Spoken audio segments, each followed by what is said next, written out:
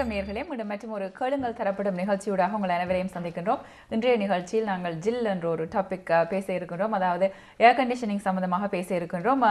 இந்த துறையில் 37 வருட அனுபவம் வாய்ந்த ராஜ கதிரவேல் அவர்கள் நம்முடைய கலையகத்தில் கலந்திருக்கின்றார். வணக்கம், உங்களுக்கு எப்படி இருக்கின்றீர்கள்? வணக்கம். சரி, உங்களுக்கு ஏன் இந்த ஏர் கண்டிஷனிங்கில் ஒரு ஆர்வம் வந்தது? ஏன் இந்த துறையை தேர்ந்தெடுத்தீர்கள்? சிறு வயதிலேயே என் பெற்றோர் என்னை இந்த துறையில் சேர்த்து விட்டார்கள். அதை தொடர்ந்து சரி, 37 வருட அனுபவம் எவ்வாறு இருக்கின்றது? காலம் போக போக உங்களோட நாலேஜ் இன்னும் கூடுமே வழியே ஒரு நாளும் குறைய போகிறதில்லை. ஸோ 37 வருஷத்தில் I have gain quite a good experience in the field. அதுடன் கடந்த 22 வருடங்களாக உங்களுடைய சொந்த கம்பெனி ஒன்று வைத்திருக்கின்றீர்கள் இல்லையா, யூனிகேர் என்று சொல்லி. சரி, உங்களுடைய கம்பெனியில் நீங்கள் இன்ஸ்டலேஷன் தனியாக செய்வீர்களா, இல்லாவிட்டால் சர்வீசிங் அல்லது ரிப்பேர் ஒர்க்கும் செய்வார்களா? HVAC and R என்று சொல்கிற எந்த ஒரு பொருளாக இருந்தாலும் அதை நாங்கள் ஹேண்டில் பண்ணுவோம். இன்ஸ்டலேஷனாக இருக்கட்டும், சர்வீஸாக இருக்கட்டும், எதுவாக இருந்தாலும் நாங்கள் ஹேண்டில் பண்ணுவோம். மற்றும் உங்களுடைய லொக்கேஷன் மார்க்கமில் இருந்தாலும் நீங்கள் எந்தெந்த ஏரியாவுக்கு சர்வீஸ் பண்ணுவீர்கள்? தற்சமயம் நாங்கள் அரவுண்ட் மாக்கம் ஒரு கிட்டத்தட்ட 20 கிலோமீட்டர்ஸ் அரவுண்ட் எங்களோட லொக்கேஷன்லேருந்து நாங்கள் மெயின்லி கன்சன்ட்ரேட் பண்ணுறோம். இப்போ கிட்டடியில் நாங்கள் இன்னொரு லொக்கேஷன் ஏற்பாடு பண்ணியிருக்கோம், மிசிசாகாலையும், ஆக்சுவலி மில்டனில். So we will be expanding towards west also. இப்பொழுது நாங்கள் ஏர் கண்டிஷனிங் என்று எடுத்துக்கொண்டால், பொதுவாகவே ஏர் கண்டிஷன் என்று கூறியவுடன் எல்லாரும் நினைப்பது நீங்கள் சம்மர் டைமில் உங்களுடைய டெம்பரேச்சரை குறைக்கிறது மட்டும்தான் ஏர் கண்டிஷனர். ஏர் கண்டிஷனை நீங்கள் எவ்வாறு டிஃபைன் பண்ணுவீர்கள்? ஏர் கண்டிஷனிங் என்றால் என்ன? ஏர் கண்டிஷனிங்ன்றது வந்து நாங்கள் கூலிங் என்று எடுக்கிறது தப்பு. ஏனெண்டா அது ரெண்டையும், air condition heating and cooling ரெண்டும் சேர்ந்தது தான் ஏர் கண்டிஷனிங். மற்றது ஏர் கண்டிஷனிங்கும் போது அதில் குளிர் சூடுன்றதை மாத்திரம் இல்லாமல் நிறைய இன்னும் விஷயங்கள் அதில் ஈடுபடும். ஒன்று வந்து உங்களோட ஈரப்பதத்தை முறையாக வச்சுருக்கணும். சம்மருக்கு வந்து ஈரப்பதம் கூடும், ஸோ அதனால் நாங்கள் ஹியூமிடிட்டியை குறைக்கணும். வின்டருக்கு ஈரப்பதம் குறையிறபடியாக நாங்கள் ஹியூமிடிட்டியை கூட்டணும். வேறு ஏர் கண்டிஷனிங் என்று சொல்லும்போது எங்களோட சுவாத்தியத்துக்கு தேவையான அளவுக்கு நாங்கள் எங்களோட ஏரை சுத்திகரிக்கப்படுத்தணும். ஸோ அது அல்ட்ரா வயலட் ஏர் பியூரிஃபிகேஷன் இருக்கலாம், இல்லை எலக்ட்ரானிக் ஏர் பியூரிஃபையராக இருக்கலாம், இல்லை ஹெப்பா ஃபில்டர்ஸாக இருக்கலாம், நார்மல் ஃபில்ட்ரைசேஷனாகவே இருக்கலாம். ஏதோ ஒரு வழியில் எங்களோட ஃபில்ட்ரைசேஷனை நாங்கள் கூட்டி ஏர்பார்ன் வைரஸஸோ இல்லை பாக்டீரியாவோ எதுவாக இருந்தாலும், மோல்டு, ஸ்போர்ஸ் எதுவாக இருந்தாலும் அதை நாங்கள்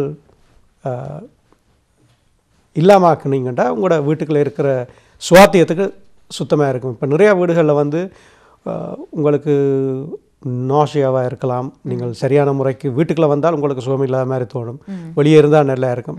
அது காரணம் வந்து உங்களோட இண்டோ ஏர் குவாலிட்டி. இது ஒரு பெரிய ஒரு பகுதி. நீங்கள் இன்றைக்கு இன்டர்நெட்டில் போய் பார்த்தீங்கன்னா இண்டோ ஏர் குவாலிட்டிக்கு எத்தனையோ விதமான இன்ஃபர்மேஷன் இருக்குது. ஸோ இண்டோ ஏர் குவாலிட்டியை வந்து நாங்கள் மெயின்டைன் பண்ணுறது முக்கியம். அப்போ நாங்கள் ஏர் கண்டிஷன் என்று சொல்லும்போது இண்டோ ஏர் குவாலிட்டியும் அதில் ஒரு பகுதியாக தான் நாங்கள் எடுத்துக்கொள்கிறோம். மற்றும் கனடா போன்ற நாடுகளில் நாங்கள் வின்டர் குளிர்காலம் இருக்கும்படியால் நாங்கள் நிறைந்த நேரத்தை வீட்டுக்குள்ளேயே செலவழிக்கின்றோம். இப்பொழுது இலங்கையில், இந்தியா போன்ற நாடுகள், ட்ராபிக்கல் கண்ட்ரி எடுத்துக்கொண்டால் நீங்கள் நிறைந்த நேரத்தை வெளியிலே கூட இருந்து மிகவும் சுத்தமான ஒரு காற்றை சுவாசித்துக் கொள்ள முடியும். இங்கே நாங்கள் வீட்டுக்குள்ளே இருப்பதால் நிச்சயமாக அதனுடைய குவாலிட்டியை நன்றாக மெயின்டைன் பண்ணி வைத்திருப்பது முக்கியம். இப்பொழுது நாங்கள் ஹீட்டிங்கை தவிர்த்து கூலிங் சிஸ்டத்தை தனியாக பேச எடுத்தால் எந்த விதமான ஏர் கண்டிஷனிங் ஆனால் கூலிங்கை மட்டும் ஸ்பெசிஃபிக்காக சொன்னால் எந்தெந்த வகையான கூலிங் சிஸ்டம்ஸ் இருக்குன்னா, இப்போ சென்ட்ரல் ஏர் கண்டிஷனிங் இருக்குங்க, அதே போல் போர்டபுள் இருக்கும் மற்றும் விண்டோவில் ஃபிக்ஸ் பண்ணக்கூடியது இருக்கும். அதுகள் பற்றி கூறுங்கள், அதனுடைய டிஃப்ரெண்ட் கைண்ட்ஸ். ஓகே, நாங்கள் டிஃப்ரெண்ட் கைண்ட்ஸ் எடுக்கும்போது ஸ்ப்ளிட் சிஸ்டம்ஸ் தான் நார்மலி எல்லா வீடுகள்லையும் 90% வீடுகளில் ஸ்ப்ளிட் சிஸ்டம்ஸ். அதாவது ஒரு கண்டென்சிங் யூனிட் வெளியே இருக்கும், ஒரு இவாப்ரேட்டர் காயில் டக்ட் ஒர்க் உள்ளுக்கு இருக்கலாம். இப்போ அதே நேரம் டக்ட் இல்லாத வீடுகள் கணக்காகவும் இருக்குது. ரேடியேட்டர்ஸ் இருக்கிற வீடுகளில் வந்து டக்ட்ஸ் இருக்கிறது இல்லை. ஸோ அந்த மாதிரி ஒரு இடத்துக்கு நாங்கள் ஒரு கூலிங் சிஸ்டம் போடுறதா இருந்தால் அதை நாங்கள் போய் டக்ட் செய்து ஒரு மினி ஸ்ப்ளிட்டில் ஒரு ஸ்ப்ளிட் யூனிட்டை போடுறதுன்றது செலவு கூடின ஒரு விஷயம். அதுக்கு நாங்கள் ஒரு மினி ஸ்ப்ளிட் அண்ட் ஒரு யூனிட் ஒன்று இருக்குது. அதாவது கண்டென்சிங் யூனிட் வெளியே இருக்கும். இந்த டக்ட் இல்லாமல் இவாப்பரேட்டை கம்ப்ளீட்லி ஒரு பேக்கேஜாக எங்கேயாவது ஒரு வாலில் நாங்கள் மாட்டக்கூடிய மாதிரி மிஷின்ஸ், அந்த மாதிரி ஒரு அப்ளிகேஷனுக்கு நாங்கள் அதை பாவிக்கலாம். இல்லாட்டில் கம்பைன் யூனிட்ஸ் இருக்குது. அதாவது வாலில் வந்து நில அளவில் கூடுதலாக அது வந்து ஹோட்டல்ஸ் இல்லையண்டா மொட்டேல்ஸில் இருக்கிற மெஷின்ஸ் நீங்கள் பார்த்துருப்பீங்க. அது ஹீட்டிங் அண்ட் கூலிங் ரெண்டும் செய்யக்கூடியது. எலக்ட்ரிக் ஹீட்டாகவும் இருக்கலாம், இல்லை ஹீட் பம்பாகவும் இருக்கலாம். ஹீட் பம்ப்ன்றது வந்து இந்த ரெஃப்ரிஜரேஷன் சைடாலே ஹீட்டிங் செய்கிறது தான் ஹீட் பம்ப்ன்றது. ஸோ அதுகளில் இன்க்ரிமெண்டல் யூனிட்ஸ்ன்னு சொல்லுவாங்க. அதை நாங்கள் வீட்டுக்கு வைக்கலாம். மினி ஸ்பிளிட்டும் இன்க்ரிமெண்டல் யூனிட்ஸும் பேசிக்கலி சேம் ஐடியா. ஏன்டா இது கீழே இருக்க போகுது, மினி ஸ்பிளிட் மேலே இருக்க போகுது. ஆனால் மேலே இருக்கிறதுல ஒரு அட்வான்டேஜ் இருக்குது. என்னென்னா உங்களுக்கு தெரியும், சூடான காற்று ஆட்டோமேட்டிக்லி மேலே தான் நழும்ப போகுது, குளிர் காற்று எப்பயுமே கீழே இருக்கும். ஸோ இந்த இன்க்ரிமெண்டல் யூனிட்ஸில் என்ன நடக்கும்னா குளிர் காற்றை தான் திருப்பி எடுத்து அது குளிரை வச்சு வெளியே போட போகுது. ஆனால் மேலே ஒரு யூனிட் இருந்ததுண்டா அது சூடான காற்றை உள்ளுக்கு எடுத்து குளிரை வச்சு வெளியே தள்ள போகுது. ஸோ அந்த மினி ஸ்பிளிட் வந்து இட்ஸ் அ பெட்டர் யூனிட். அது போக நீங்கள் விண்டோ ஏர் கண்டிஷனர்ஸ் இருக்குது, ஒரு விண்டோவில் போடக்கூடியது. விண்டோன்னு சொன்னால் அதை விண்டோவில் மாத்திரமே இல்லை, நீங்கள் வேணுமெண்டா சிவரை வட்டி கூடி அதுக்கு ஒரு ஸ்லீவ் ஒன்று செய்து அதை இன்ஸ்டால் பண்ணலாம். ஸோ அதை நான் நினைக்கிறேன் கூட சீல்டாக இருக்கும் இல்லையா? கண்டிப்பாக விண்டோன்னு சொன்னால் நீங்கள் திருப்பி அதை சம்மருக்கு சில நேரம் கலட்டி வைக்க பார்ப்பீங்க, இல்லாட்டி விண்டருக்கு கலட்டி வைக்க பார்ப்பீங்க, ஃப்ரெஷ்ஷாக உள்ளுக்கு எடுக்கிறதுக்காண்டியோ என்னமோ உண்டு. அதே நேரம் you are losing a window space ஒரு விண்டோவில் போட்டால். அதை நீங்கள் வாலில் சரியான முறைக்கு நீங்கள் போட்டிங்கன்னா தென் அகெயின் பேசிக்கலி அது ஒரு பேக்கேஜ் யூனிட்னு சொல்லுவாங்க. ஏண்டா இவாப்ரேட்டர் காயிலேருந்து கண்டென்சர்லேருந்து கம்ப்ரஸர் எல்லாமே ஒரே யூனிட்டுக்குள்ளே இருக்க போகுது. ஆனால் நாங்கள் பொதுவாக இப்பொழுது ஏர் கண்டிஷனிங்னு பார்க்கும்பொழுது வீடுகளை பொறுத்தவரையில் நாங்கள் மோஸ்ட் காமனாக பாவிப்பது சென்ட்ரல் ஏர் கண்டிஷனிங் என்று கூடலாம். ஆகவே இப்போ ஒருவர் இப்பொழுது சம்மர் வருகின்றது, நீங்கள் புதிய வீடுகளை பார்த்தால் அநேகமாக கோண யூனிட்ஸுக்கு தான் ஏர் கண்டிஷன் போட்டு தருவார்கள். பிராண்ட் நியூ ஹவுசஸ் நடுவில் இருக்கிற வீடுகளுக்கு நீங்களாக தான் அநேகமான வீடுகளுக்கு ஏர் கண்டிஷன் போட வேண்டி வரும். அவை இப்பொழுது சம்மர் டைம் நெருங்குகின்றது, பலரும் ஏர் கண்டிஷனிங் ஷாப்பிங் ஆரம்பித்து விட்டிருப்பார்கள். அவை ஒரு ஏர் கண்டிஷன் வாங்கும் பொழுது, ஒரு ஏர் கண்டிஷனர் வாங்கும் பொழுது அதை கொள்வனவு செய்வர்கள் மனதில் கொள்ள வேண்டிய விடயங்கள் என்ன? அவர்களுடைய ஸ்கொயர் ஃபுட்டேஜை பொறுத்து மாறும் டைப்ஸ். ஆக அவர்கள் என்ன விதமான, இது ஒரு பெரிய கேள்வி. இது நிறைய எக்ஸ்ப்ளனேஷன்ஸ் கொடுக்கலாம். நான் அதை சுருக்கமாக சொல்ல பார்க்குறேன். முதல்ல உங்களோட ஸ்கொயர் ஃபுட்டேஜ் என்ன என்றதை தெரிஞ்சு கொண்டு, வழக்கமாக ட்ரேடில் நிறைய பேர் இருக்கிறாங்க. உங்களுக்கு ஒரு ரூல் ஆஃப் தம் வந்து எவ்ரி 1000 ஸ்கொயர் ஃபீட் வந்து ஒரு டன்னுன்றது தான் ரூல் ஆஃப் தம். ஆனால் அதை நாங்கள் ரூல் ஆஃப் தம்மாக எடுக்கிறத விட உங்களோட வீட்டு ஹீட் கெயின் என்னன்றதை பார்க்கணும். இப்போ சொல்லுவோம் சவுத் சைடுக்கு எங்களுக்கு இங்கே நாங்கள் பார்த்தீங்கன்னா the sun travels on the south side. So south side expose பண்ணக்கூடிய விண்டோஸ் நிறையா இருந்ததுண்டா அந்த ரூல் ஆஃப் தம் அங்கே வேலை செய்யாது. ஏன்னாடா உங்களுக்கு நிறையா கிளாஸஸ் இருக்கலாம், இல்லை நிறையா விண்டோஸ் இருந்ததுண்டா you are gaining a lot of heat. So then அந்த ரூல் ஆஃப் தம் 1 டன்னுக்கு 1000 ஸ்கொயர் ஃபீட்டுக்கு 1 டன்னுன்றது வந்து it's not going to work. But நாங்கள் சாதாரணமாக ஒரு வீட்டுன்ற கெப்பாசிட்டியை வச்சு இந்த வீட்டுக்கு இந்த ஏர் கண்டிஷனிங் செய்யலாம், இந்த அளவுக்கு ஏர் கண்டிஷனிங் செய்யலாம்னு சொல்லலாம். மேற்கொண்டு அந்த ஏர் கண்டிஷன் எப்பயுமே ஓவர் சைஸ் பண்ணக்கூடாது. எங்கள் ஆக்கள் நிறைய பேர் நாங்கள் என்ன நினைக்கிறதுண்டா ஏர் கண்டிஷனை பெருசாக போட்டால் நிறையா கூலிங் வரும், அப்போ வீடு இன்னும் கூலாக இருக்குமெண்டு. உண்மையாகவே அங்கே வந்து ஒரு பெரிய பிள்ளை விடுறாங்க, அந்த ஏர் கண்டிஷன்ன்றதை மறந்துடுறாங்க. நாங்கள் கூலிங்கை மாத்திரம் தான் பார்க்குறோம். அதில் ஏர் கண்டிஷனிங் என்று சொல்லும்போது இந்த மெஷின் வந்து கன்ஸ்டண்ட்டாக ஓடணும். அதாவது ஒரு ஏர் கண்டிஷனிங் யூனிட் வந்து தொடர்ந்து இத்தனை மணி நேரம் வேலை செய்தால்தான் அந்த வீட்டில் இருக்கிற ஏரை கண்டிஷன் பண்ணலாம். வெறும் கூலிங்காக இருந்தால் ஒரு பெரிய ஒரு மெஷினை போட்டு குளிர் காற்றை நீங்கள் ஃபாஸ்ட்டாக அந்த வீட்டுக்குள்ளே தள்ளலாம்ண்டா actually it's going to cool, but you are not going to be comfortable. சாதாரணமாக வீட்டில் ஒரு பெனியனையோ ஒரு ஷர்ட்டையோ போட்டுக்கொண்டு இல்லை ஒரு ட்ரெஸ் ஒன்று போட்டுக்கொண்டு இருக்கிறதா இருந்தாலும் அந்த ஏர் கண்டிஷன் பண்ணாட்டில் you won't feel comfortable with that. ஏன்னா அது வந்து ஸ்டிக்கியாக இருக்கும். That means there is moisture in the house. So அதை எடுக்கிறதுக்கு we have to undersize the machine. சில ஆக்கள் யோசிப்பாங்க, இந்த மெஷின் காலையிலேருந்து சாயந்தரம் வரைக்கும் ஓடுது, இந்த எலக்ட்ரிசிட்டி வீணாகுது இல்லையண்டா அந்த இட்ஸ் அண்டர்சைஸ்டு அப்படி நினைக்கிறது தப்பு. The more it works, the more efficient it's going to be and less electricity it's going to consume. Every time the machine stops and starts, ஒவ்வொரு முறையும் இந்த மெஷின் வந்து நின்று ஸ்டார்ட் பண்ணும்போது it's drawing more current than it's supposed to. Right. So அந்த கன்ஸ்டண்ட்டாக run பண்ணும்போது your electricity does not actually go above range. அது ரேஞ்சுக்குள்ளே இருக்கும். மற்றது ஒரு certain இத்தனை ஹவர்ஸ் ஓடணும்னு சொல்லி கால்குலேட் பண்ணி தான் அவங்க வந்து எதையுமே நாங்கள் சைஸ் பண்ணுறது. So it is always better to under size it. at the same time it will do a better job in the house. ஆகவே சைஸ் ஒரு இம்பார்ட்டண்டான ஏர் Very கண்டிஷனர் உங்களோட important. ஸ்கொயர் ஃபுட்டேஜ் உங்களோட கெப்பாசிட்டி ஆஃப் த ஹவுஸ் ஒரு இம்பார்ட்டண்டான ஃபேக்டராக இருக்கும். வேறு என்ன மாதிரியான விடயங்கள் அவர்கள் எடுத்துக்கொள்ள வேண்டும்? உங்களோட ஃபர்னஸ் வந்து அந்த இருக்கிற ஃபர்னஸ் அந்த ஏர் கண்டிஷனை ஹேண்டில் பண்ண போதாண்டும் பார்க்கணும். இப்போ இன்றைக்கு நான் நினைக்கிறேன் ஒரு கிட்டத்தட்ட ஒரு லாஸ்ட் 10 இயர்ஸுக்குள்ள வந்த 10 வருடத்துக்குள்ள வந்த அந்த அத்தனை மெஷின்ஸும் இன்றைக்கு சரியான முறைக்கு சைஸ் பண்ணி ப்ளோவர்ஸ் எல்லாம் அதுக்கு தகுந்த மாதிரி போட்டு அனுப்புகிறாங்க. ஆனால் அதுக்கு முதல் இருந்த மெஷின்ஸ்லாம் இந்த ஃபேன் ஸ்பீட்ஸ், அதாவது ஒரு ton of air conditioning handle பண்ணுறதுக்கு 400 CFM இருக்கணும், கியூபிக் ஃபீட் per minute. அப்போ அந்த ஃபேன் வந்து அந்த கியூபிக் ஃபீட்டை ஹேண்டில் பண்ணக்கூடிய தகுதி இருக்கான்னு பார்க்கணும். ஸோ நாங்கள் ஒரு சாதாரண வீட்டுக்கு சின்ன ஒரு 1/3 மோட்டரோட ஒரு பெல்ட் ட்ரிவன் மோட்டராக இருக்கும், அதுக்கு போய் நாங்கள் ஒரு ஏர் கண்டிஷனர் 3 டன்னை போடுறதா இருந்தால் that blower is not going to handle 1200 CFM. So அங்கே ஏற்கனவே ஒரு பிரச்சனை இருக்குது. அதில் ரிசல்ட் என்ன, it will start freezing up because அந்த ப்ரொடியூஸ் பண்ணுற கூலை இட்ஸ் நாட் ரிமூவிங் and அடிக்கடி you're going to have breakdowns on the machine. And whatever that is being produced அது எடுக்காட்டில் the machine is overkilling itself. So ஆகவே நாங்கள் air conditioner வாங்கும் பொழுது பல விடயங்களை மனதில் கொள்ள வேண்டும். நீங்களும் இந்த நிகழ்ச்சியில் கலந்து கொண்டு உங்களுடைய கேள்விகள் அல்லது சந்தேகங்களை கேட்க விரும்பினால் அழைங்கள் 416-623-8100. இப்பொழுது ஏர் கண்டிஷனருக்கு எனர்ஜி ரேட்டிங் என்று கூறுகின்றார்கள், அதை பற்றி கூறுங்கள். கனடாவில் ஆக குறைந்தது 13 இருக்க வேண்டும் என்று சொல்லுகின்றார்கள். ஓகே, அது வந்து சிஏ என்று சொல்லுவாங்க, seasonal energy efficiency rating. Minimum standards வந்து 13 CS. இப்போ இன்னும் நிறைய வீடுகள் இருக்குது 7 CS ரேஞ்சில் ஓடுற மிஷின்ஸ் கணக்காக கிடக்கு.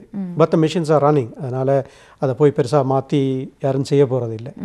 பட் கொஞ்சம் நாங்கள் இந்த இந்த காசை எப்படி நாங்கள் செலவு செய்யணும்னு வடிவாக கவனித்து பார்த்தீங்கன்னா அந்த 7 CR மிஷின்ஸை எடுத்து போட்டு you can go in for a higher CR rated. அதுக்காண்டி 7 CR எடுத்து போட்டு நீங்கள் 10 CR போட்டிங்கன்னா you not going to gain anything. என்கிட்ட 13 CR 7 CR எடுத்து போட்டு 13 CR போட்டிங்கன்னா இட்ஸ் ஒன்லி அவ்வளோ பெரிய சேஞ்சஸ் நீங்கள் பார்க்க மாட்டீங்க. Still there is a saving.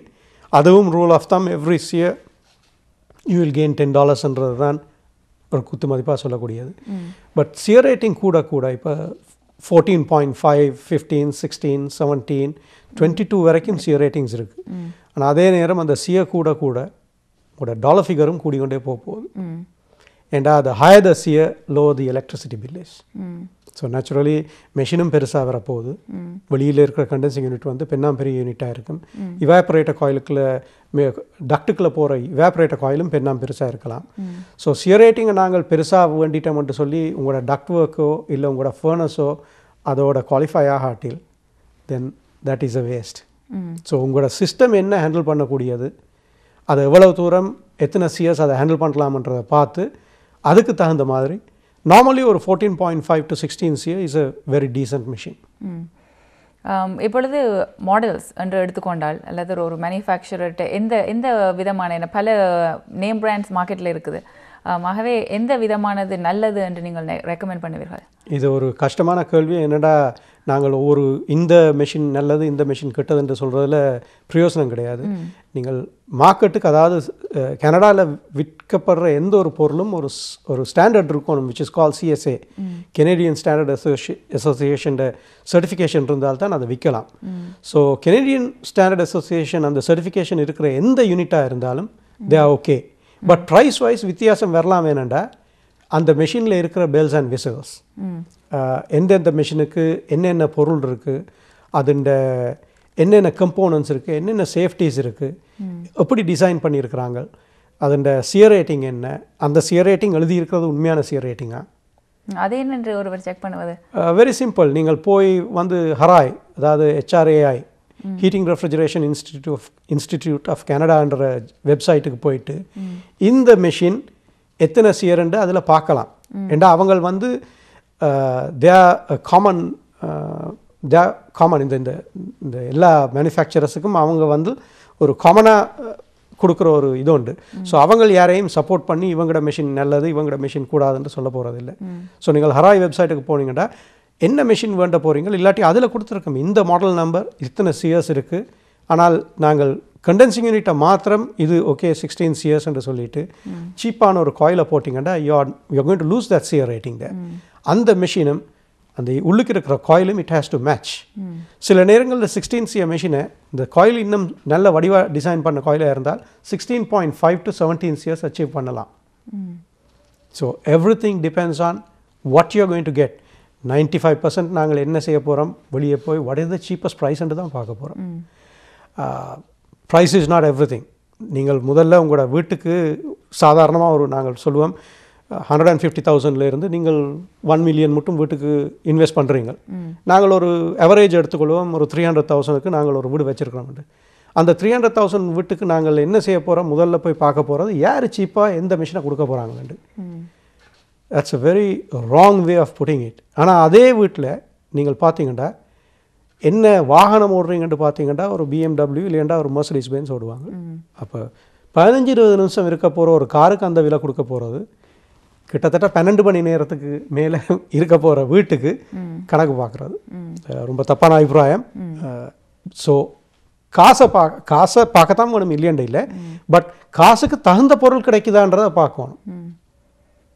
You get what you pay for. Exactly. பல சமயங்களில் அவங்களோட வீட்டுக்கு தேவையான பொருத்தமான ஏர் கண்டிஷனர் என்னவென்னு பார்க்க வேண்டும். அதே நேரத்தில் ஒரு பாப்புலர் நேம் பிராண்ட் இல்லை, ஆனால் ஒரு நல்ல குவாலிட்டி அந்த மெஷினில் என்னென்ன குவாலிட்டிஸ் இருக்குது, அது என்ன இவங்க மார்க்கெட்டில் எவ்வளவு காலம் இருந்திருக்கிறாங்க, இல்லையா இந்த மெஷினோட வர்ற வாரண்டிஸ் என்ன, அந்த வாரண்டிஸை ஆனர் பண்ணக்கூடிய கம்பெனியா, இந்த கம்பெனி மார்க்கெட்டில் இருந்திருக்கா, அதுகளை முதல் கவனிக்கணும்.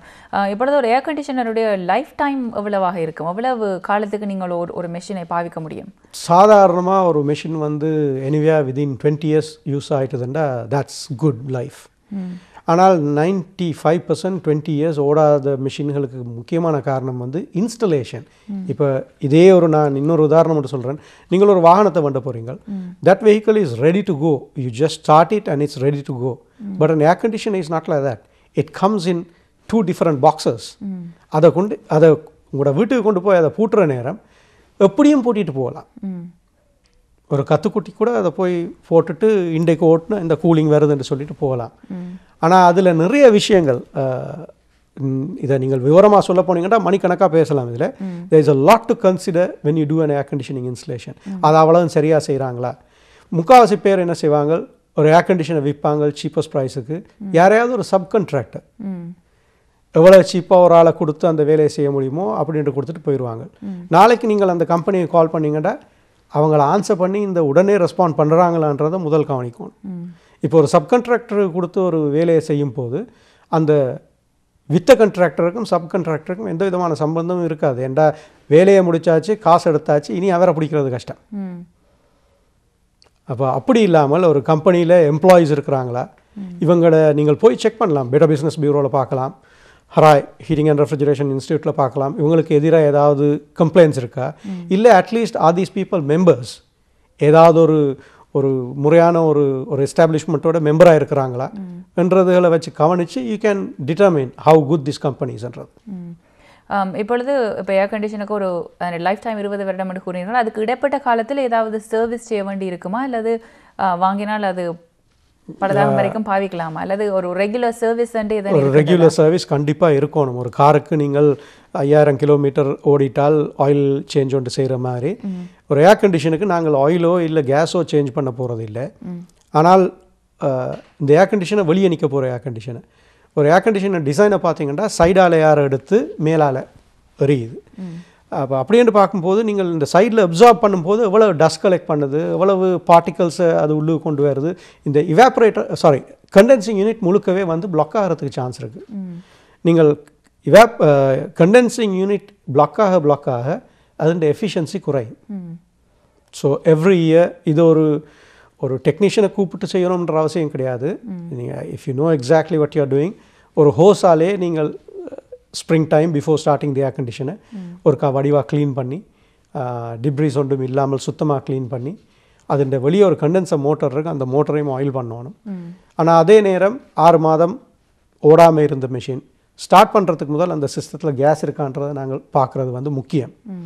ஸோ இது ஒரு ஹோம் ஓனர் செய்ய முடியாது.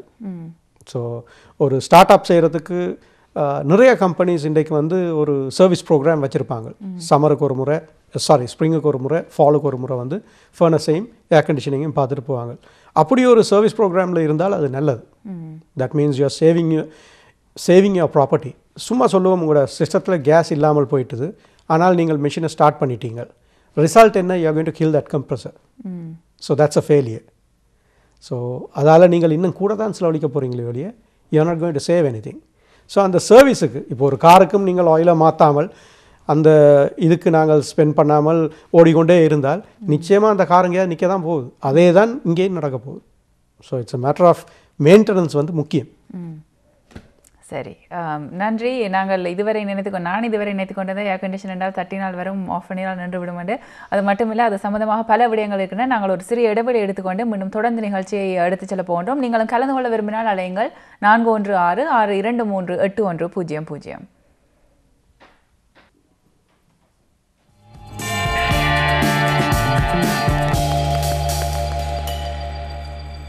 நீங்கள் பார்த்து கொண்டிருப்பது கேளுங்கள் தரப்படும் நிகழ்ச்சி. இன்றைய நிகழ்ச்சியில் நாங்கள் ஏர் கண்டிஷன் சம்பந்தமாக பேசிக் கொண்டிருக்கிறோம். நீங்களும் கலந்து கொள்ள அழைக்கலாம் 4166238100.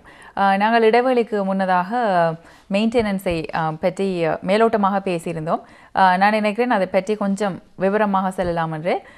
நீங்கள் கூறியிருந்தீர்கள், ஒரு வருடத்துக்கு ஒரு முறை தானும் ஒரு சர்வீஸ் ப்ரோக்ராமில் இருந்தால் ஸ்ப்ரிங்குக்கு முதல் ஃபால் டைமில் ஒரு கிளீனிங் மேலோட்டமாகத்தான் நம்ம பார்த்துக்கொள்ள வேண்டும் என்று.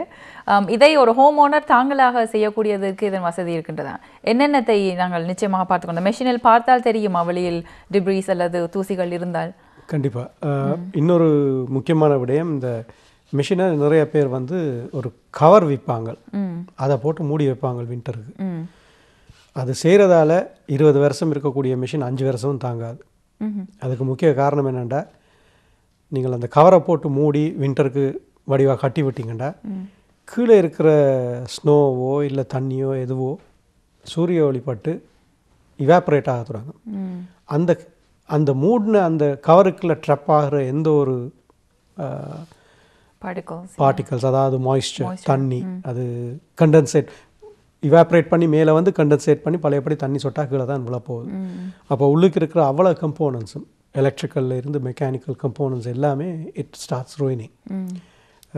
மிஷினையே நீங்கள் சீக்கிரமாக பார்க்கலாம், கரல் பிடிச்சி அது அவ்வளவும் இல்லாத அளவுக்கு போகிற அளவுக்கு மிஷினுக்கு உண்டு. ஸோ அது ஒரு முக்கியமான விஷயம். நீங்கள் கவர் பண்ணுறது வந்து தப்பு. ஆல் தீஸ் மிஷின்ஸ், எல்லா ஏர் கண்டிஷனிங் கண்டென்சிங் யூனிட்ஸும் இந்த வெதர் கண்டிஷனுக்கு வந்து பார்த்து தான் செய்திருக்காங்க. ஸ்னோ போகிறதையா, ஸ்னோ உள்ளுக்கு போகிறதோ இல்லை தண்ணி மழை பெஞ்சு தண்ணி படுறதாலேயோ இந்த மிஷினுக்கு ஒரு பாதிப்பும் வர போகிறதில்லை. ஆனால் அதை மூடுறதால நாங்கள் சேவ் பண்ணுறோம்ன்ற நினச்சி கொண்டு மூடுறோமே ஒழிய இட்ஸ் அ டிசாஸ்டர். இதை கிட்டத்தட்ட ஒரு 20-25 வருஷத்துக்கு இடையில் ஒரு ப்ரொமோஷனல் திங்காக விற்றாங்க. ஓகே, ஏர் கண்டிஷன் ஒன்று ஓடினால் நாங்கள் ஒரு கவர் தர்றோம்ட்டு. ஆனால் அதோட ரிசல்ட் வந்து இட் வாஸ் அ டிசாஸ்டர். மிஷின்ஸை ரூயின் பண்ணும். ஸோ அது செய்யாமல் இருக்கிறது ஒரு முக்கியமான விஷயம். ஒரு ஹோம் ஓனர்ன்ற அளவுக்கு அதை பார்க்கலாம். இன்னொரு விஷயம், நாங்கள் ஏர் கண்டிஷன் என்று சொல்லும்போது, அதாவது கூலிங் என்று எடுத்துக்கொண்டோம்னா, இப்போ நாங்கள் பேசுகிறது வந்து இந்த கண்டென்சிங் யூனிட்டை மாத்திரம்தான். இதே இன்னொரு பகுதி ஃபர்னஸ் உள்ளுக்கும் இருக்குது. ஃபர்னஸில் வந்து பிளானத்துக்கு மேலே ஒரு இவாப்ரேட்டர் காயில் ஒன்று இருக்குது. அந்த இவாப்ரேட்டர் காயில் ஒரு ஃப்ளாட் காயிலாக இருக்கலாம், இல்லை ஒரு ஏ காயிலாக இருக்கலாம், இல்லை ஒரு ஸ்லாண்ட் காயிலாக இருக்கலாம். நிறைய காயில்ஸ் விதங்கள் இருக்குது. ஆனால் 90% ஏ காயிலாக தான் இருக்கும் எல்லா வீடுகளுக்கும். இந்த ஏ காயில் என்ன நடக்குது, இது வந்து சரியாக ஃபர்னஸுக்கு மேலே பிளானத்துக்குள்ளே நிற்கிது. அப்போ எத்தனை பேர் வீடுகளில் ஃபில்டர்ஸ் பார்த்து மாற்றுறாங்க டைமுக்கு? விலை குறைவு. அப்போ ஒரு ஃபில்டர் ஒன்று போட்டுட்டு நீங்கள் அந்த ஃபில்டரை கவனிக்காமல் விட்டீங்கன்னா வீட்டில் என்ன மாதிரி டஸ்ட் இருக்குன்ற சொல்ல முடியாது. ஒவ்வொரு வீட்டில் ஒவ்வொரு விதமான டஸ்ட் இருக்கும். இல்லை அதை மெயின்டைன் பண்ணுறதும் வீடு சுத்தமாக இருக்கிறது வச்சும் இருக்குது. அப்போ இந்த ஃபர்னஸ் ஓடும்போது, ஃபர்னஸோ ஏர் கண்டிஷனோ, அந்த ஃபர்னஸ் ஃபேன் ஸ்டார்ட் பண்ண உடனே வீட்டில் இருக்கிற அவ்வளோ டஸ்ட்டையும் இழுத்து கொண்டு வந்து இந்த ஃபில்டரில் ஃபில்டர் பண்ணி தான் வீட்டுக்குள்ளே விடுறாங்க. இந்த ஃபில்டரை கவனமாக பார்க்காத நேரத்தில் என்ன நடக்குது, இந்த ஃபில்டர் அடைச்சி அந்த ஏர் ஃப்ளோ இல்லாமல் ஆக்கும்போது இந்த ஃபேன் இன்னும் சக் பண்ணி கொண்டு இருக்கும்போது இப்போ ஃபில்டரை உடைச்சி கொண்டு அந்த அவ்வளவும் உள்ளுக்கு போக போகுது. இது போய் எங்கே நிற்க போகுது? முழுக்க இந்த ப்ளோரில் இருக்கிற ஃபின்ஸ்லையும் படியலாம். அதே நேரம் மேலே இருக்கிறது என்ன, ஏர் கண்டிஷனிங் ஏ காயில். இந்த ஏ காயில் உள்ளுக்கு அவ்வளவும் முழுக்க அடைச்சிருங்க. ரிசல்ட் என்ன நடக்க போகுது, அந்த ஏ காயிலுக்களால் காற்று போகாது. ஸோ உங்களுக்கு அதில் ஏர் கண்டிஷனிங் கிடைக்காது. இமீடியட் ரிசல்ட் என்னென்னா ஏர் கண்டிஷன் ஃப்ரீஸ் பண்ண தொடங்கும். ஏண்டா தி ப்ரொடியூஸ்ட் கூலிங் வந்து அதில் எடுபட இல்லை. ஸோ இது ஒரு முக்கியமான விஷயம். அதே நேரம் ஃப்ரீஸ் பண்ணுறதுக்கு இன்னொரு காரணமும் இருக்குது. உங்களோட சார்ஜ் குறைஞ்சிட்டுதுண்டா, அதாவது ரெஃப்ரிஜரண்ட் லெவல் இத்தனை பவுண்ட்ஸ் அதில் இருக்கணும்னு சொல்லி ஒரு கணக்கு இருக்குது அதில். அதை லீக் ஆகி இப்போ 6 மாதம் சும்மா நிற்கிற மெஷின் கன்ட்ராக்ஷன் அண்ட் எக்ஸ்பேன்ஷன், அதாவது விரிந்து சுருங்குற ஒரு பொருள் காப்பர், அந்த லைன்ஸ் எல்லாம் காப்பர். மற்றது நிலம் வந்து எப்பயுமே அதே நிலையில் இருக்குமென்று சொல்ல முடியாது. இந்த நிலம் வின்டரு கொஞ்சம் சரியலாம், அப்படி போகலாம், திருப்பி மேலே வரலாம், கீழே போகலாம், எதுவும் நடக்கலாம். ஃப்ரீஸ் ஆகும்போது ஆக்சுவலி நிலம் மேலே தூக்கப்படுது, திருப்பி தாவ் பண்ணும்போது அது கீழே இறங்குது. ஸோ அதால் என்ன நடக்கும், எங்கேயாவது ஒரு லீக் வர்றதுக்கு சான்ஸ் இருக்குது. அப்படி வந்தால் நாங்கள் தெரியாமல் போய் ஏர் கண்டிஷனை ஆன் பண்ணால் என்ன செய்யும், ஏர் கண்டிஷனை முதல்ல ஃப்ரீஸ் பண்ண தருவாங்க. ஏன்டா கொஞ்சம் கேஸ் ரிலீஸ் ஆகி இருக்குது, இன்னும் மிச்சம் கேஸ் அதில் இருக்குன்னு வச்சுக்கொள்ளுங்க, கொஞ்சம் கொஞ்சமாக லீக் பண்ணி கொண்டு இருக்குது. நாங்கள் போட்ட உடனே ஸ்டார்ட் பண்ணி அதை ஃப்ரீஸ் பண்ண தருவாங்க. ஸோ அந்த ஃப்ரீசிங் வந்து கேஸ் இல்லாமல் ஃப்ரீஸ் பண்ணுதா இல்லை இவாப்ரேட்டர் காயில் பிளாக்கால் ஃப்ரீஸ் பண்ணுதான்றதை தெரிஞ்சு கொள்றதுக்கு இது ஹோமோனை எவ்வளவு தூரம் அவருக்கு அந்த நாலேஜ் இருக்குன்றதை பொறுத்து இருக்குது. அந்த கேஸுக்கு இண்டிகேட்டர் இருக்கா, அதோட லெவல் இண்டிகேட் பண்ணுறது இருக்கா? அப்படி ஒன்று இல்லை. சாதாரணமாக ஒரு ஒரு கேஜஸ், அதாவது மெனிஃபோல் கேஜ் செட் ஒன்று போட்டு தான் அதை பார்க்கலாம் அதில் சரியாக இருக்கா இல்லையாண்டு. மற்றது இன்றைக்கு வர்ற சிஸ்டம்ஸ் எல்லாம் 410A விச் இஸ் பியூரான், கேரியரில் பார்த்தீங்கன்னா பியூரான்னு சொல்லுவாங்க. அதே ப்ராடக்ட் தான் 410A மிச்சம் எல்லாருமே யூஸ் பண்ணுறாங்க. அந்த பியூரான்ன்ற பேர் வந்து யுனைடெட் டெக்னாலஜிஸ்ன்ற பிராண்ட் நேம் என்றபடியே அதை வேறு யாரும் யூஸ் பண்ண முடியாது. ஸோ 410A தான் சொல்லுவாங்க. ஆனால் கேரியர் மூலமாக, அதாவது யுனைடெட் டெக்னாலஜிஸ் மூலமாக வர்ற அத்தனை யூனிட்ஸும் அதை பியூரான் என்று தான் சொல்லுவாங்க. ஏன்னா they have the right to call it Puron. இந்த 410A வந்து ஒரு வித்தியாசமான கேஸ். நீங்கள் 22 பழைய யூனிட்ஸில் இருந்தது வந்து ஃப்ரியான் 22, ரெஃப்ரிஜரண்ட் 22. இப்போ இருக்கிறது வந்து ரெஃப்ரிஜரண்ட் 410A. அதுக்கும் இதுக்கும் கிண வித்தியாசம் இருக்குது. 410A வந்து சரியான ஹை ப்ரெஷர் கேஸ் உண்டு. சாதாரணமாக ஒரு ஃப்ரியான் 22 மெஷினுக்கு ஹை சைட் 250 பவுண்ட்ஸாக இருந்தால் இதில் 500 பவுண்ட்ஸ் மட்டும் நீங்கள் பார்க்கலாம். So it's almost double the pressure. So இதை தெரிஞ்சு கொண்டு ஹேண்டில் பண்ணணும். இல்லை பழைய டெக்னீஷியன்ஸ் இல்லாட்டில் முந்தி எங்கேயாவது ஏர் கண்டிஷனில் வேலை செய்தாக்கள் இதை தெரியாமல் இங்கே ஒரு கேஜை போட்டாலே they think that there is something wrong. So first know the product, learn. ஒவ்வொரு ப்ராடக்ட் வெளியே வரும்போதும் you have to be updated and you have to be educated. அதை எல்லா கம்பெனிஸும் செய்கிறாங்களா, இதுகள் முக்கியமான விஷயம் ஒரு கம்பெனி செலக்ட் பண்ணும்போது. அதே நேரம் ஒரு ஹோம் ஓனருக்கு இதை பார்க்குறதுக்கு நான் நினைக்கையில் அவருக்கு எக்யூப்மெண்ட்டோ இல்லை எதுவும் இருக்குமெண்டு. பட் ஒரு common sense touch and feel ஒன்று செய்யலாம். யூனிட் ஆன் பண்ணி போட்டு அதில் ஒரு சின்ன பைப்பும் ஒரு பெரிய பைப்பும் இருக்கும். நீங்கள் ஆன் பண்ணி போட்டு ஒரு 5 மினிட்ஸ்லேயே நீங்கள் அந்த ஏர் கண்டிஷனுக்கு மேலே கையை வச்சிங்கன்னா சூடான காற்று வெளியே வரும், வரணும். அது வந்ததுண்டா that means air condition is working okay. But அதுக்காண்டி 100% ஓகேன்னு சொல்ல முடியாது. This is a feel and touch a customer can do. இதே நேரம் அந்த 2 பைப் இருக்குது. அதில் ஒரு பைப் வந்து he will start its sweating. அது ஸ்வெட் பண்ணி அது மாய்ஸ்சர் கீழே அவ்வளோ கொட்டணும், அதில் சொட்டாக தண்ணி கொட்டணும். இல்லைண்டா கையால் இப்படி தொட்டு பார்த்தாலே கைக்கு குளிர் தெரியும். தட் மீன்ஸ் அந்த ஏர் கண்டிஷன் ரெஃப்ரிஜரண்ட் லெவல் சரியாக இருக்குன்ற ஒரு அளவுக்கு பார்க்கலாம். இதே நேரம் அது நீங்கள் போட்டுட்டு ஒரு கிட்டத்தட்ட ஒரு 12 hours ஓட விட்டுட்டு திருப்பி வந்து பாருங்க, அந்த லைன் ஃப்ரீஸ் ஆகிருக்காண்டு. அது ஃப்ரீஸ் ஆகி இல்லாட்டில் that's குட் நியூஸ். ஃப்ரீஸ் ஆகிறதா இருந்தால் நான் சொன்ன மாதிரி 2 ப்ராப்ளம்ஸ் இருக்கலாம். ஒன்று வந்து இவாபரேட்டர் பிளாக்காக இருக்கலாம், இல்லாட்டில் கேஸ் குறைவாக இருக்கலாம். இனி இதை சரியான முறைக்கு கண்டுகொள்ளாமல் கேஸ் குறைவென்று சொல்லிட்டு நாங்கள் போய் எங்கேயாவது ஒரு டெக்னீஷியனை கூப்பிட்டோ இல்லை யாருக்காவது சும்மா கூப்பிட்டு கொஞ்சம் கேஸ் அடித்து விடப்பாண்டா அவர் என்ன செய்ய போகிறார், கஸ்டமர் கேட்குறாருன்ட்டு கேஸை தான் அடித்து விட போகிறாங்க. But the rectification was not done. So the result என்ன, இருக்கிற மிஷினை பழுதாக்குறீங்களா, அவ்வளோதான். மற்றது கேஸ் அடிக்கிறேன்னு சொல்லிட்டு அவங்க தப்பி தவறி வேறொரு கேஸை கொண்டாந்து போட்டாலும் that system is done. So நிறைய விஷயங்கள் இருக்குது நாங்கள் பார்க்குறதுக்கு. இந்த நாங்கள் பெனி வைஸ் பவுண்ட் ஃபூலிஷாக இருக்கக்கூடாது, மெயின் ஐடியா அதுதான். சரியா, நாங்கள் ஒரு ஒரு ஒரு பெனி 2 பெனி கணக்கு பார்த்துட்டு இப்போ வந்து அங்கால $100-200 செலவழிக்கிற அளவுக்கு இல்லாமல் செய்ய வேண்டியதை சரியாக டைமுக்கு செய்தீங்கன்னா கூடுதலாக ஃபில்டர்ஸ் வந்து முக்கியம். அது ஹீட்டிங்காக இருக்கட்டும், ஏர் கண்டிஷனிங்காக இருக்கட்டும். ஏர் கண்டிஷனிங் டைம் ஃபில்டர்ஸும் க்ளீனாக இருக்கணும், இவாப்பரேட்டர் காயிலும் க்ளீனாக இருக்கணும். ஸோ இவாப்பரேட்டர் காயிலை வந்து சும்மா பார்க்க முடியாது, ஏன்னா அது ஒரு ஷீட் மெட்டல் பாக்ஸுக்குள்ளே தான் இருக்குது, கேல்வனைஸ்ட் பாக்ஸுக்குள்ளே இருக்குது. அப்போ அதை நாங்கள் பார்க்க முடியாது. ஆனால் பார்க்கக்கூடிய எக்யூப்மெண்ட் இருக்குது.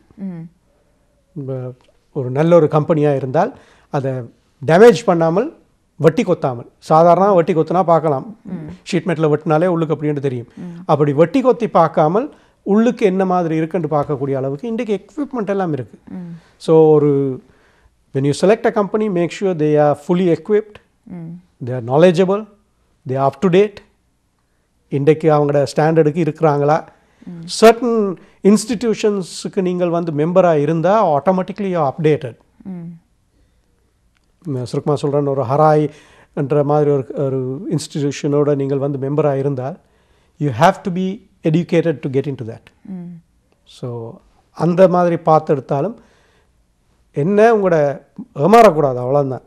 நீங்கள் கொடுக்குற பணத்துக்கு உங்களுக்கு சரியான பொருள் கிடைக்குதா என்றது முக்கியம். இப்பொழுது ஒரு ஏர் கண்டிஷனரை இன்ஸ்டால் பண்ணுவதற்கு சர்டன் குவாலிஃபிகேஷன் இருக்கும். இப்போ ஒரு சாதாரண ஒரு ஆவரேஜ் ஹோம் ஓனர் ஒரு இன்ஸ்டாலரை சூஸ் பண்ணும் பொழுது அல்லது ஒரு கம்பெனியை சூஸ் பண்ணும் பொழுது அவர்கள் நீங்கள் கூறியிருந்தீர்கள் அவர்கள் ஒரு சர்டன் கம்பெனியுடன் மெம்பராக இருக்கின்றார்களா என்று பார்க்கலாம். அல்லது அவர்கள் ஆன்சைட் வரும் பொழுது நீங்கள் அவரிடம் லைசன்ஸ் அல்லது ஏதாவது என்னென்று நீங்கள் ஆத்தரைஸ் பண்ணலாம். இவர் உங்களுடைய 90% இந்த ட்ரேடில் இருக்கிற ஆக்களா நாட் குவாலிஃபைட் டெக்னீஷியன்ஸ். நீங்கள் உண்மையாக பார்க்க போனீங்கன்னா 313A which is the refrigeration license, அது வந்து கண்டிப்பாக இருக்கணும் இல்லை to do the air conditioner. ஏண்டா அப்படி பார்க்க போனீங்கன்னா நீங்கள் இந்த ட்ரேடில் வந்து குவாலிஃபைடு ஆக்கள் தேட மாட்டீங்க, பிகாஸ் த வெரி ஃபியூ.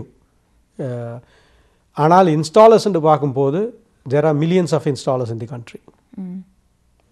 அப்போ அவங்களெல்லாம் எவ்வளவு தூரம் குவாலிஃபை ஆகியிருக்கிறாங்க, அட்லீஸ்ட் பேசிக் நாலேஜாவது கவர் பண்ணியிருக்கிறாங்களா, என்ன குவாலிஃபிகேஷன் இருக்குது அவங்களுக்கு இதை செய்கிறதுக்கு. இப்போ கேஸோட நாங்கள் வேலை செய்யும்போது, அதாவது ஒரு ஃபர்னஸோட வேலை செய்யும்போது ஒரு கேஸுக்கு ஒரு குவாலிஃபிகேஷன் தேவை. என்ட்ரி லெவல் வந்து G3, இப்போ இந்த அடுத்தது G2, இப்போ இந்த highest level is G1. So அந்த குவாலிஃபிகேஷன் இருக்கான்னு நாங்கள் கேட்கலாம் கேஸோட வேலை செய்கிற நேரம். பட் கேஸ் லைசன்ஸ் இருக்கிறபடியாக that is not to say that you are install of air conditioning. ஆனால் இன்ஸ்டலேஷன் கோர்ஸுக்குன்னு சொல்லி தனியாக வந்து சர்டிஃபிகேஷன் இருக்குது. அட்லீஸ்ட் நீங்கள் அந்த கோர்ஸை செய்தால் அதுக்குரிய சர்டிஃபிகேஷன் இருக்கான்னு பார்க்கணும்.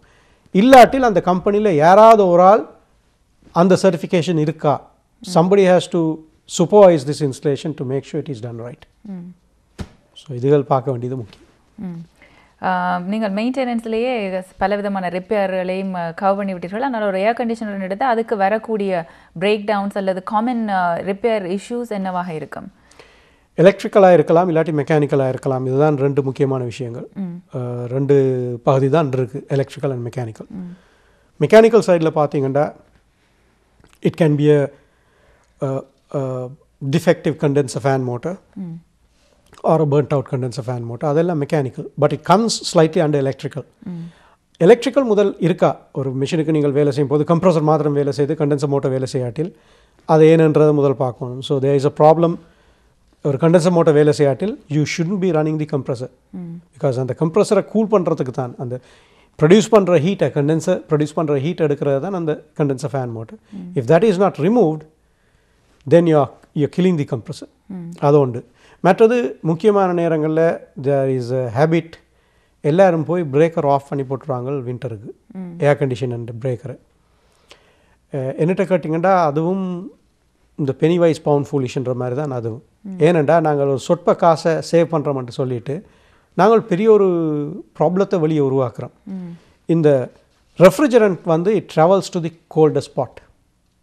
இப்போ மெஷின் வேலை செய்யாத சமயத்தில் the refrigerant travels to the coldest spot and it liquidize ஆகி, அதாவது வேப்பர் பொசிஷனில் இல்லாமல் லிக்விடாக எங்கேயாவது தங்கிடும். அது நீங்களே சொல்லுங்கள் எனக்கு, which is the best part to go and get this liquid in during winter? தெரியல. During winter outside unit, outside. That's the coldest unit. So all this refrigerant is going to sit in the compressor as in liquid form. So what is the result? இப்போ liquid form போகிற நேரம் liquid என்ன செய்யும்? Liquid goes down into the compressor and it lifts up the oil.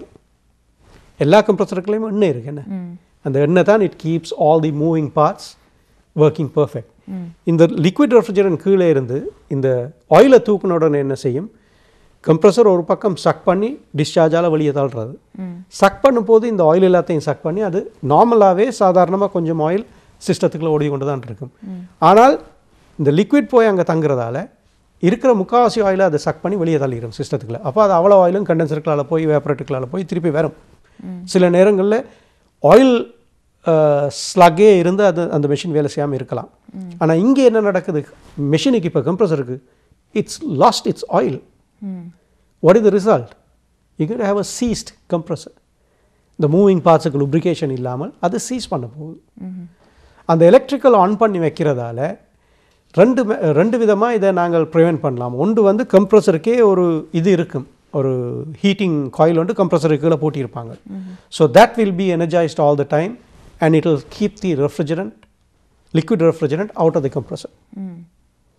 So the next time you start you don't have to worry, ஏண்டா அதில் அந்த liquid sludge இருக்காது. ஆனால் அதே நேரம் வைண்டிங்லாலையும் அதை ஹீட் பண்ணுறதுக்கு சில மேனுஃபேக்சரர்ஸ் வய பண்ணுவாங்க. So by having the power on you're using a very small quantity of electricity, but you're saving the whole system. இதை நாங்கள் அதை கவனிக்காமல் பிரேக்கர் ஆஃப் பண்ணி போட்டு சம்மருக்கு நாங்கள் ஸ்ப்ரிங் வருது, இன்றைக்கு வெளியே 22 degrees ஏர் கண்டிஷனிங் தேவைன்னு நாங்கள் ஆன் பண்ணி விட்டுட்டு தெர்மோஸ்டாட்டையும் ஆன் பண்ணி விட்டுருவோம். ரிசல்ட் என்ன, you're killing that compressor. So இதுகள் சில விஷயங்கள் customers have to be educated where 90% nobody talks about it or not even advise the customer. So installation செய்யும் போது first educate the customer properly, what is to be done, what are we doing and what is going to be the result out of it.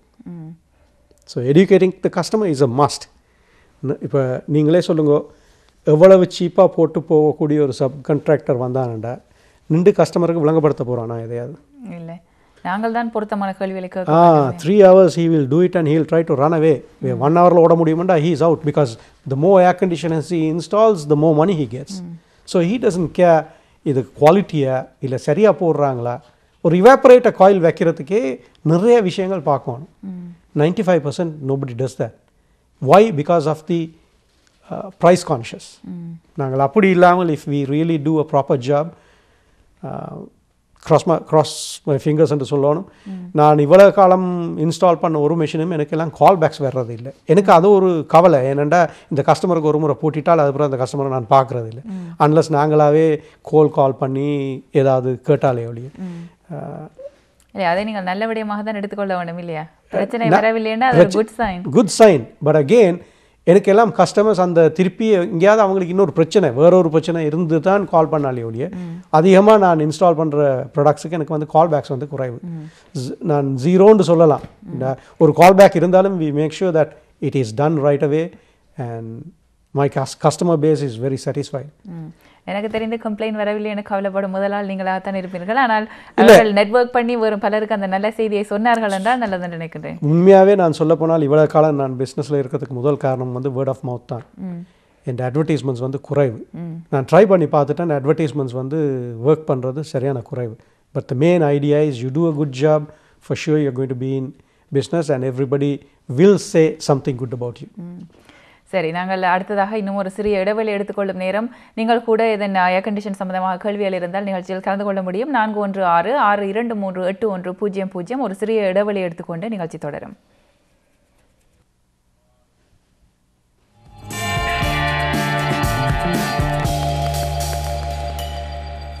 நீங்கள் பார்த்து கொண்டிருப்பது கேளுங்கள் தரப்படும் நிகழ்ச்சி. இன்றைய நிகழ்ச்சியில் நாங்கள் ஏர் கண்டிஷனிங் சம்பந்தமாக ராஜர் கதிர்வேல் அவருடன் பேசிக் கொண்டிருக்கிறோம். 37 வருட கால அனுபவம் இந்த ஏர் கண்டிஷனிங் துறையில் அனுபவம் வாய்ந்தவர் அவர்.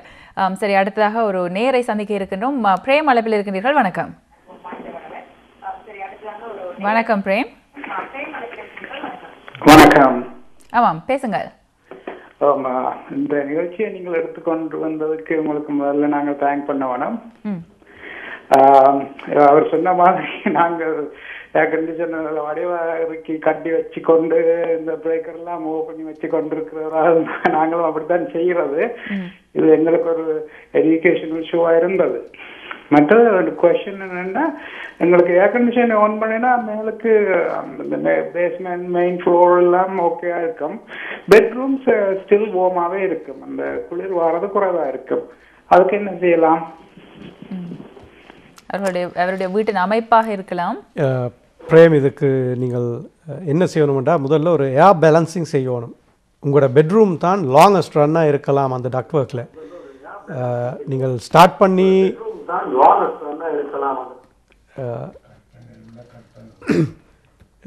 சரி, அவர்கள் ஆர்வம் காரணமாக தொலைக்காட்சியினூடாக பார்த்து கொண்டிருக்கின்றீர்கள். சரி, என்னண்டா எவ்வளவு தூரம் அந்த லாங்கஸ்ட் ரன்னும் போது உங்களோட ஃபர்னஸில் இருந்து அதிக தூரத்தில் இருக்கிற இடம் தான் உங்களோட பெட்ரூமாக இருக்கலாம். ஸோ இதுக்கு 2-3 விதம் இருக்குது இதை நீங்கள் சால்வ் பண்ணுறதுக்கு. ஒன்று வந்து ஒரு பூஸ்டர் ஃபேன் போடலாம் சிஸ்டத்தில், இல்லையண்டா ஏர் ஃப்ளோவை பேலன்ஸ் பண்ணலாம். இதில் இன்னொரு வழியும் இருக்குது. சில இடங்களில் நீங்கள் ஏர் ஃப்ளோவை மூடி விட்டிங்கன்னா இன்னொரு இடத்துக்கு கூட்டுமன்றது ஒரு முறை இருக்குது. But that is not the best way to do it. அது வந்து நீங்கள் சிஸ்டத்தை அன்பேலன்ஸ் பண்ணுறீங்க. ஸோ பெஸ்ட் வே வந்து ஒரு booster fan and air balancing. இது உங்களோட பிரச்சனையை தீர்க்கிறதுக்கு சான்சஸ் இருக்குது. நீங்கள் சொன்ன மாதிரி அந்த பிரேக்கரை ஆஃப் பண்ணி வச்சு ஏர் கண்டிஷனை போடுற நேரம் அதை ஆன் பண்ணுறத பழக்கம் இருந்ததுண்டா, அட்லீஸ்ட் ஏர் கண்டிஷனை ஆன் பண்ணுறதுக்கு 24 மணி நேரத்துக்கு முதல் அந்த பிரேக்கர் ஆன் பண்ணி வைங்கோ. கட்டி இருக்கிற ஏர் கண்டிஷனை உடனடியாக கலட்டி விடுங்க. சரி, அதான் நீங்கள் கூறியது போல் இந்த ஃபில்டர் மாற்றுவது மற்றது இந்த பிரேக்கர்களை ஆஃப் பண்ணுவது என்பது நாங்கள் சாதாரணமாக பொது வழக்கில் யார் ஆரம்பித்து விட்டேன்னு தெரியாத ஒருவர் இப்படி ஆஃப் பண்ணதால் எனக்கு $5 சேவ் பண்ணினேன்னு சொன்னால் அதுவே அதனுடைய பாரதூரங்களை யோசிக்காமல் நாங்களும் உடனடியாக ஃபாலோ பண்ணும் ஒரு பழக்கம் வந்து விடுகின்றது. அவை அதுகளை நிச்சயமாக நாங்கள் கவனத்தில் கொள்ள வேண்டும் இல்லையா? இப்பொழுது பல இந்த புதிய டிசைன் ஏர் கண்டிஷனர் எல்லாத்துடனே டீஹியூமிடிஃபயர் சேர்ந்து வருமா, அல்லது டீஹியூமிடிஃபைங்குக்கு நீங்கள் ஸ்பெஷலாக இதன் அவதானம் செலுத்த வேண்டுமா? ஓகே, அதை தான் நான் தொடக்கத்தில் கதைக்கும் போது சொன்னேன். என்னென்னா, மிஷின் எவ்வளோ தூரம் ஓடுதோ அவ்வளோத்துக்கு ஏர் கண்டிஷனிங் செய்ய மாட்டேன். ஏர் கண்டிஷனிங்ன்றது சொல்கிறது வெரி சிம்பிள். அதாவது இந்த ஏ காயில் வந்து ஃப்ரீஸ் பண்ண தொடங்கும். நீங்கள் ஏர் கண்டிஷன் ஆன் பண்ணிவிட்டு ஃபேன் ஆன் பண்ணாட்டில் உள்ளுக்கு இந்த ஏ காயில் ஃப்ரீஸ் பண்ண தொடங்கும்.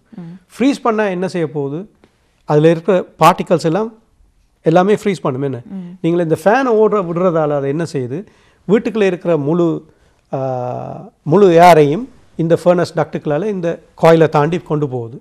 அப்போ வீட்டுக்குள்ளே இருக்கிற ஈரப்பதம் கூட இருக்கிற ஈரப்பதம் என்ன செய்யும், இந்த காயிலில் தட்டுப்பட்ட உடனே காயில் அந்த ஈரப்பதத்தை அப்சார்ப் பண்ணுது. So it's automatically acting as a dehumidifier. So அதை முக்கியமாக என்ன செய்யணும், அந்த முழு ஏரையும் டீஹியூமிடிஃபை பண்ணுற அளவுக்கு அந்த மிஷின் ஓடணும். அவ்வளோதான் நாங்கள் இருக்கிற விஷயம். இதை நாங்கள் பார்க்காமல் ஓவர் சைஸ் பண்ணி கூலிங் நிறையா வேணும் என்று சொல்லிட்டு ஒரு கூல் ரூமுக்குள்ளே இருக்கிற மாதிரி நடுங்கி கொண்டிருக்கிறதுல பிரயோசனம் இல்லை. ஏர் கண்டிஷனிங் மற்றது கூலிங் என்று நாங்கள் எடுத்துக்கொண்டு வந்தால் சாதாரணமாக 26 degrees 27 degrees with no humidity at all, you are going to be very comfortable. அந்த டெம்பரேச்சரை பார்த்தீங்கன்னா சில ஆட்கள் 21 இல்லையாண்டா 19 இருந்தால்தான் ஏர் கண்டிஷனிங் வந்து நல்லா குறைச்சி விடுவாங்க. அது it is not air conditioning, that is call just cooling. So அதுக்கு பேசாமல் ஒரு ஃப்ரீசர்க்கில் இருக்கலாம், ஃப்ரிட்ஜ் கதவை திறந்து போட்டு இருக்கலாம், அந்த பழக்கம் இருக்கிறாங்க. You are not going to have air condition. Air கண்டிஷனிங்ன்றது வந்து just to remove the moisture from the air and make it breathable. சுவாத்தியத்துக்கு தேவையான அளவுக்கு சுத்திகரிக்கப்படுறதே ஒரு பெரிய காரியம். அதுதான் ஏர் கண்டிஷனிங் நாங்கள் செய்கிறது. அதில் நாங்கள் என்ன செய்கிறோம், இந்த கூலிங்கை கொஞ்சம் லேசாக ஆட் பண்ணுறோம், இருக்கிற ஹியூமிடிட்டியை குறைச்சிட்டு கொஞ்சம் அக்செப்டபிள் டெம்பரேச்சர்ஸுக்கு கொண்டு வர்றதுக்கு. ஸோ ஏர் கண்டிஷனர்ஸை எப்பயுமே கூலிங் என்று சொல்லும்போது நாங்கள் வந்து ஒரு ஹையர் டெம்பரேச்சர் மெயின்டைன் பண்ணுறது நல்லா. Anyway within 26 is a very good temperature. Design டெம்பரேச்சரே 26 தான் டொராண்டோவுக்கு. ஆனால் எல்லாருமே 21 degrees எதிர்பார்க்குறது. சொல்லுவாங்க கால் பண்ணி 3 நாளாக இந்த மிஷின் வேலை செய்து இன்னும் 21 வேற இல்லையண்டு. That is wrong. 21 நாங்கள் நிற்கிறதே தப்பு. ஹீட்டிங்க்கு தான் 21 என்று சொல்கிறாங்க. ஹீட்டிங்கை நாங்கள் இன்னும் குறைச்சால் நல்ல 19 வைக்க முடியும்டா, இன்னும் நல்ல. ஏனெண்டா நீங்கள் சூட்டுக்குள்ளே இருந்து திடீரென்று வெளியே குளிர்க்கோ இல்லை குளிர் இருந்துட்டு சூட்டுக்கு வர்றது வந்து நீங்கள் தான் you're going to get sick. So during winter have your temperature a little lower and during air conditioning cooling season have your temperature a little higher. இப்பொழுது நீங்கள் அந்த ஏர் கண்டிஷனர் ஆன் ஆஃப் பண்ணுவதை பற்றி கூறியிருந்தீர்கள். இப்பொழுது ஒரு தெர்மோஸ்டாட்டை த்ரூ அவுட் த டே, ஒரு summer டைமில் through out the டே நீங்கள் temperature adjust பண்ண, இப்போ நீங்கள் ஒர்க்குக்கு போன டைம் ஃப்ரம் 9 to 5 அது கம்ப்ளீட்டாக ஆஃபில் இருந்துட்டு ஒரு 3:34க்கு கிக் ஆன் பண்ணுற மாதிரி செய்கிறது பெட்டரா, அல்லது த்ரூ அவுட் ஒரு சர்டன் டெம்பரேச்சரை மெயின்டைன் பண்ணுறது பெட்டரா? ஓகே, ஏர் கண்டிஷனிங்னு பார்க்க போனீங்கன்னா இந்த செட்பேக் ஸ்டாட்ஸ், அதை தான் நீங்கள் இப்போ கேட்ட கேள்வி, அதை நீங்கள் ஒரு ப்ரோக்ராமபிள் ஸ்டாட்ன்னு சொல்லுவாங்க. அதை செட்பேக் பண்ணிவிட்டு நீங்கள் 4 மணிக்கு ஆன் பண்ணிவிட்டு 5 மணிக்கு வீட்டுக்கு வர்றதுக்கு 3 இல்லையா 4 மணிக்கு ஆன் பண்ணுற அளவுக்கு இருந்தால் you saving some electricity, but you are losing your comfort. So செட்பேக்கை வந்து ஒரு கப்பல் ஆஃப் டிகிரிஸ் குறைக்கலாம். நீங்கள் வீட்டில் இருக்கும்போது 26 இல்லாட்டி 25 டிகிரிஸில் நீங்கள் மெயின்டைன் பண்ணுறீங்கன்னு வைங்க ஏர் கூலிங்கு. நீங்கள் வெளியே போகும்போது அதை 28 டிகிரிஸுக்கு கொண்டு போகலாம். அதை விட நாங்கள் டெம்பரேச்சரை கூட்டி ஒரு பெரிய ஒரு டிஃபரன்ஸ் வச்சோம்னா by the time you come home you are not going to have that comfort. ஆனால் ஹீட்டிங்கை பொறுத்தவரையில் யூ வில் ரியலி சேவ். ஏண்டா அதுக்கு வித்தியாசம் இருக்குது. நீங்கள் கம்ஃபர்டண்டா வீட்டுக்குள்ளே நீங்கள் ஒரு ஸ்வெட்டரை போட்டு கொண்டு கூட இருக்கலாம் உங்களுக்கு குளிர்தண்டா. ஸோ நீங்கள் சொல்லுவோம் you have a habit of getting up 6 o'clock or 7 o'clock in the morning. நீங்கள் ப்ரோக்ராமபிள் ஸ்டாட்டை நீங்கள் 6 or 7க்கு செட் பண்ணிங்கன்னா it has a logarithm in there which will try every couple of days எத்தனை மணிக்கு தான் வந்தால் இந்த டெம்பரேச்சரை அச்சீவ் பண்ணுமன்றது அந்த thermostat will calculate it. So நீங்கள் அதை ஒரு 3-4 டேஸுக்கு ஒருக்கா அந்த it tries on its own. ஏண்டா டெம்பரேச்சர் எந்த நாளும் ஒரே டெம்பரேச்சராக இருக்க போகிறது இல்லை. குளிர யோர் ஹீட் லாஸஸ் கூட. So machine has to work a little more. So அது heating part you will gain. Air கண்டிஷனிங்கில் you are not going to gain much. It is better. இப்போ சொல்லுவோம் you are going on vacation, ஒரு 2 months வீட்டில் இல்லையண்டா ஒரு 1 month இல்லை, at least ஒரு week இல்லையண்டா தென் இட்ஸ் ஓகே, உங்களோட setback is okay. But daily வேலைக்கு போயிட்டு வர்ற நேரம் 2 degrees 3 degreesக்கு மேலே செட்பேக் பண்ணிங்கண்டா you will lose your comfort. Okay, சரி. நிறைவாக நாங்கள் இப்பொழுது புது வீடுகளை எடுத்துக்கொண்டால் அதற்கு நீங்கள் ஏர் கண்டிஷனிங் ஆட்டோமேட்டிக்காக பொறுத்தாத ஒரு வீடுக்கு நீங்கள் புதுசாக ஏர் கண்டிஷனிங் போடும்பொழுது அதனால் உங்களுடைய டெரியோன் வாரண்டிக்கு எதன் பிரச்சனை வருமா? சாதாரணமாக எந்த ஒரு இன்ஸ்டாலிங் கம்பெனி, ஒரு கண்ட்ராக்டருக்கு இன்ஸ்டால் பண்ணுற கம்பெனி வந்து வேறு யாரும் இதில் வந்து போட்டால் வாரண்டி அவுட்டுன்னு சொல்லுவாங்க. ஆனால் அவங்க கொடுக்க போகிற வாரண்டி வந்து 1 வருஷம் தான். ஏண்டா manufacturer expects every installation company to cover 1 year's warranty. அது நார்மல். ஸோ அந்த 1 வருஷம்ன்றது வந்து விதின் நோ டைம் நீங்கள் கண்மூடி திறக்கிறதுக்கு இடையில் அந்த 1 வருஷம் போயிடும். ஸோ அந்த வாரண்டியை நம்பி இல்லை அது அவங்க warranty கொடுக்காட்டிலும் manufacturer automatically gives you 10-year parts warranty இன்றைக்கு. நீங்கள் எந்த ஒரு மிஷினை இன்ஸ்டால் பண்ணி உடனே அதை register பண்ணிங்கண்டா மேனுஃபேக்சரோட you are automatically entitled for a 10-year parts warranty and you can purchase ஒரு 10 வருஷம் லேபர் வாரண்டி பர்ச்சேஸ் பண்ணலாம். 10 வருஷம் பண்ணும்போது 9 வருஷம் தான். ஏண்டா முதல் வருஷம் வந்து அந்த installation company has to cover it. இந்த செகண்ட் இயர்ல இருந்து 10th year மட்டும் customer has to take care of the labor warranty. அதை கூட for a very reasonable price இன்றைக்கு வேண்டலாம். 80-85% எல்லா கம்பெனிஸும் இன்றைக்கு அந்த வாரண்டியை ப்ரைஸோடையே சேர்த்தே விற்கிறாங்க. கஸ்டமருக்கு சில நேரம் சொல்லாமல் இருக்கலாம், ஆனால் அந்த சேர்த்தே விற்கிறாங்க. அப்படி செய்யும் போதே ஆட்டோமேட்டிக்லி மேனுஃபேக்சர்கிட்ட இருந்து கஸ்டமர்ன்ற அட்ரஸுக்கு ஒரு வாரண்டி நம்பரும் ஒரு வாரண்டி கார்டும் வரும். ஸோ அந்த ரெஜிஸ்ட்ரேஷன் இஸ் அ மஸ்ட். இதை நிறைய பேர் செய்கிறதில்லை. ஆமாம், அதை மெயிலிங் மூலமாக செய்யலாம், இல்லாவிட்டால் இப்பொழுது ஆன்லைன். இப்போ எங்களோட கம்பெனியில் நாங்கள் எல்லாம் ஒரு மெஷினை இன்ஸ்டால் பண்ண உடனே நாங்கள் ஆன்லைன் ரெஜிஸ்டர் பண்ணி கஸ்டமருக்கு சொல்கிறது இல்லை உங்களுக்கு 10 வருஷம் வாரண்டி இருக்குண்டு. ஆனால் கஸ்டமருக்கு அந்த கார்டு போய் சேரும். அப்போ அவர் கூப்பிட்டு கேட்பார் இது என்ன இதுண்டு, உங்களுக்கு நாங்கள் வாரண்டி கொடுத்துருக்கோம் 10 வருஷம். So that the customer is happy. சிலாக்கள் இதே ஒரு சேல்ஸ் பாயிண்ட்டாக வைப்பாங்க, நாங்கள் 10 வருஷம் உங்களுக்கு லேபர் கொடுக்க போகிறோம். அது இட்ஸ் அ சேல்ஸ் பிச் தான் அது. Unfortunately I am not a sales person, I am a technician. So technically certain things you have to consider, எது சரி எது பிள்ளைன்றதை தெரிஞ்சு போனீங்கன்னா சரி. சரி, நன்றி. இன்றைய நிகழ்ச்சியில் கலந்து கொண்டு இவ்வளவு நேரமும் பலதரப்பட்ட தகவல்களை உமக்கு வழங்கியமைக்கு. சரி நேயர்களே, இதுவரை நேரமும் நாங்கள் ராஜர் கதிர்வேல் அவர்களுடன் பேசிக் கொண்டிருந்தோம். 37 வருட கால அனுபவம் உள்ளவர். அத்துடன் 22 வருடங்களாக தன்னுடைய சொந்த கம்பெனியாகிய யூனிக் ஏர் என்ற கம்பெனியை நடத்தி வருகின்றார். இவருடன் தொடர்பு கொள்ள விரும்பினால் அலையுங்கள் 416-321-8642 4163218642. சரி, நன்றி நிகழ்ச்சியில் கலந்து கொண்டமைக்கு. மீண்டும் அடுத்த இன்னும் ஒரு நிகழ்ச்சியில் நாங்கள் இன்னும் பலதரப்பட்ட விடயங்களை ஏர் கண்டிஷனிங் மற்றும் கூலிங் ஹீட்டிங் சிஸ்டம் சம்பந்தமாக பேசிக்கொள்ளலாம் நினைக்கின்றேன். கண்டிப்பாக நன்றி. சரி நேயர்களே, மீண்டும் அடுத்த வாரம் இன்னும் ஒரு தலைப்பினூடாக கேளுங்கள் தரப்படும் நிகழ்ச்சியில் சந்திக்கலாம். வணக்கம்.